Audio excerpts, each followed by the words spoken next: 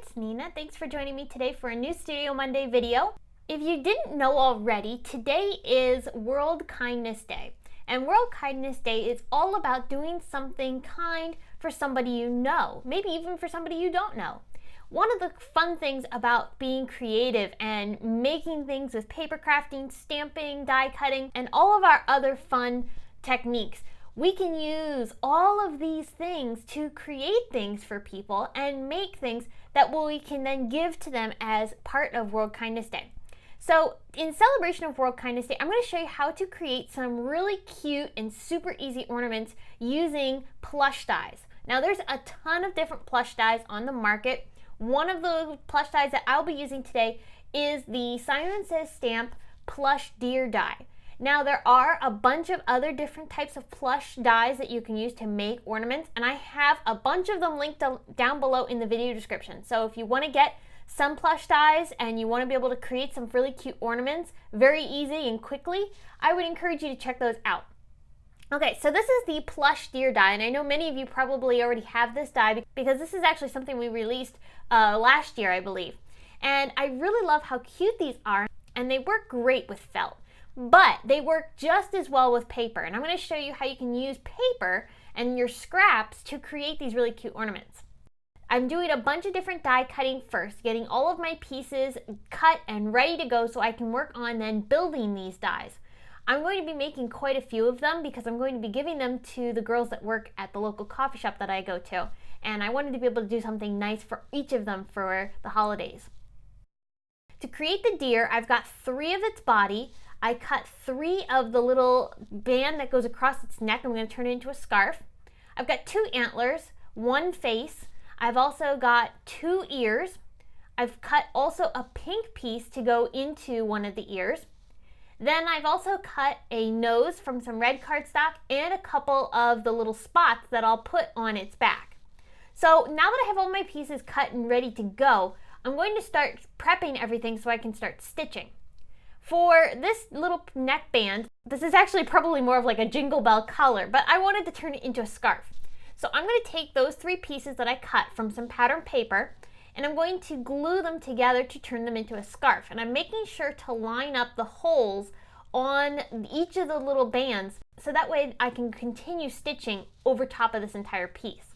So I glued those down with some liquid glue, and I'm going to set that aside to dry while I work on gluing and getting the rest of my pieces prepped. I'm taking those 2 antlers and I'm going to put them back to back so that there's a much sturdier antler here.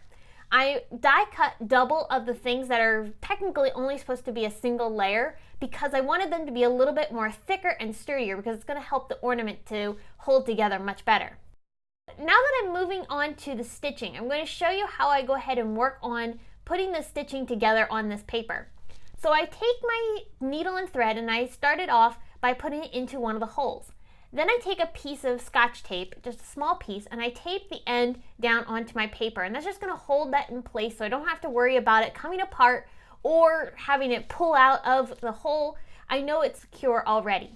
So I can continue stitching and not have to worry about that, and I'm just using some embroidery floss and a needle, and I'm going through all of the holes on this face. I'm using some cream thread for this because I chose a cream cardstock, and I really like the contrast that you get by having a slightly darker thread on your paper that gives the ornament a little bit more interest, and it really makes the stitches stand out nicely, and it gives it a really great handmade feel. I did the same thing for the deer's body. I went ahead and taped the back side of that thread down onto the back side of the deer itself. And again, that's just going to hold everything in place so I don't have to worry about it moving or coming apart as I'm sewing. I'm going to sew around the entire body of my deer, going through every one of these holes. Now you'll notice that some of the holes still have the paper stuck in them. That's okay. Those little dots of paper will pop out as you sew around the deer. So I sewed all of the different pieces that I needed for the deer's body, and I've got the face and the body ready to be adhered together. I'm using score tape to attach these down because I like the fact that the score tape is extremely strong. There is quite a bit of dimension and bulk to the thread there, and I want something that's going to adhere the papers together. You notice that the backside was pretty messy. That was why I cut the third piece of that body so I could attach that to the backside and hide any of those threads. And when you turn it over, the backside of the deer is perfectly smooth.